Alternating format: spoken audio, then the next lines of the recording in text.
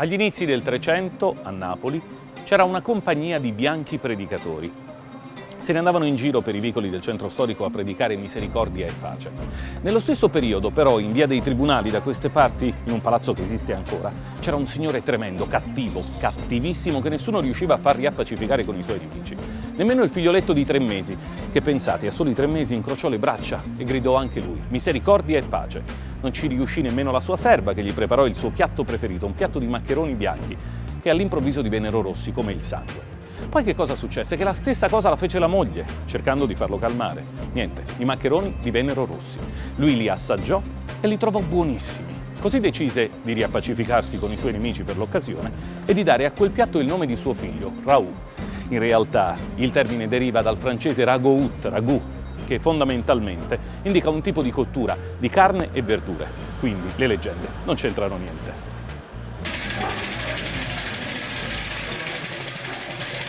Porte cazzure con uno stemmarete, Cucurello e capra si era alzate, pazza ciambali a pazzulete, come non fa guardare. Adele, come stai? Ciao Giampa, Tutto bene? tutto bene? Tutto benissimo. Qui fa un caldo pazzesco perché stanno lavorando con i fornelli, c'è Oggi sempre... abbiamo preparato quello che ti piace a te, il Cioè? ragù napoletano. E allora bisogna assaggiarlo. Ma hai preparato anche una serie di altre cose, so. Sì, dentro al ragù ho messo le polpette, poi ci ho messo la tracchia, Che è un taglio particolare, poi dopo vi spiego. questo è il pezzotto, sarebbe la carne al ragù, Ah, ecco. e poi ci sta la braciola La napoletana. regina del ragù, Vai. la braciola. La braciola. Perché come la fa Adele, la braciola a Napoli non la fa La nessuno. braciola mi parla. Parla? Parla Quindi braciola. facciamo un'intervista alla braciola. Sì, poi ho fatto... Che cos'altro hai preparato? Ho fatto le fettuccine a forno con il nostro ragù. Perché chiaramente il ragù si può usare per Sì. tutta una serie di preparazioni Dentro ho in messo cucina. la ricotta, la mozzarella, la polpettine e così via. Perché ai napoletani piacciono le polpettine, quelle piccole piccole nella pasta al forno. Poi ho fatto la pasta e patate, che qui dentro dopo ci andiamo a buttare la pasta, poi ci mettiamo la provola, formaggio, pecorino, parmigiana e una biella legata. Poi infatti si chiama ruoto fumo, sarebbe lo spezzatino con le patate, carne. Quanti anni ha questo ruoto? Questo ha parecchi anni perché mio padre, stanno pure qui sotto, sono tutti ruoti vecchi. E noi qui dentro facciamo sempre o lo spezzatino o il capretto con le patate. Perché anche la pentola deve prendere il sapore della pietanza. In queste pentole qua il sapore è diverso proprio. Adele, ma la ricetta vera del ragù, ce l'ha un segreto, me lo puoi svelare? Sì, allora si prende la pentola, si mette la cipolla tritata e tu ci metti la braciola, la tracchia e fai brasare. Per quanto tempo? 5-10 minuti. Poi ci butti un po' di vino bianco, fai sempre brasare. Poi alla fine, che se è bello brasato, noi ci mettiamo i pelatoni, sarebbero le pelati, quelle là grandi, però passiamo prima al setaccio e butti tutto dentro. Poi si mette l'olio, sale e fai cuocere a fuoco vivo. Quando inizia a bollire, a studiare, a da cuocere. A un certo punto... Quanto tempo? Allora, sì, noi mettiamo a fare le 8, 9, 10, l'11, mezzogiorno, l'1, 6, 7 ore. Poi dopo si alza tutto dal sugo a braciola, la puppetta, se no la stringo su e mi fai mancare il plato tuo. E dopo si prepara quello che vuoi, spaghetto, zito, manfredi. Va bene per qualunque tipo di pasta. Un gnocco bello, di mozzarella con rau. Stiamo a posto. Ma vatti a aspettare che faccio zito al rau, una bella braciola puppetta. Vai, Va ballo tu giochi a baseball, fai tornamento a me,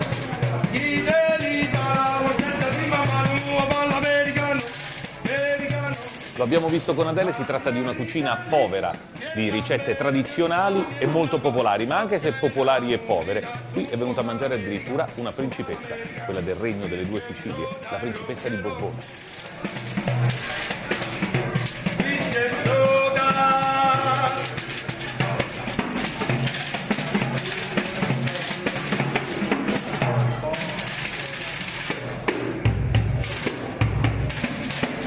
Oh, finalmente Adele è arrivata con tutta questa straordinaria mercanzia. E poi poi metti questo tutto insieme. E quella è la questa parmigiana di melanzane. Poi ti mangi prima questo e poi dopo ti mangi queste cose insieme. Va benissimo, Buon appetito. grazie mille. Ciao. Tra le altre cose, questi che sono preparati con il sugo del ragù hanno dato vita in realtà anche a quest'altro piatto che è il secondo per intenderci. C'è la polpetta, che è immancabile quando si prepara il ragù, c'è la braciola, che dalle altre parti in Italia in realtà la intendono come una fetta di carne. Qui fondamentalmente la fetta di carne è arrotolata con un ripieno particolare, formaggio, aglio, prezzemolo, pinoli, uva passa ed ha un sapore straordinario. E poi c'è la costia di maiale, che da queste parti diventa in realtà a tracchiolella ed è assolutamente straordinaria da assaggiare. Poi a Napoli i contorni sono un piatto vero e proprio, non sono semplicemente qualcosa che serve per accompagnare il pasto. Questa è la famosa parmigiana di melanzane, piatto che ebbe origine nel nord Italia, proprio nel Granducato di Parma, e che poi in realtà è stato trasformato in questo modo dai napoletani, melanzane fritte e poi messe una sull'altra con della salsa di pomodoro e una farcitura. Assolutamente straordinario. Assaggio per voi.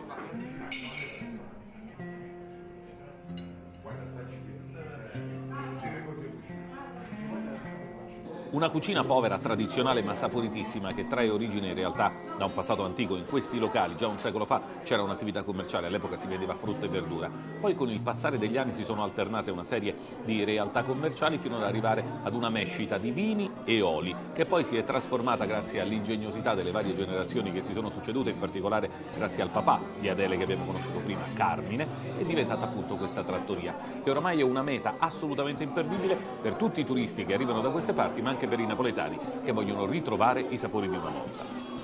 La polpetta, che chiaramente si prepara con la mollica di pane, è in realtà una cosa morbidissima e ha rilasciato nel sugo per tutto il tempo che è stata messa lì a cuocere un sapore assolutamente straordinario. I bambini napoletani per le polpette impazziscono, ma anche gli adulti in realtà.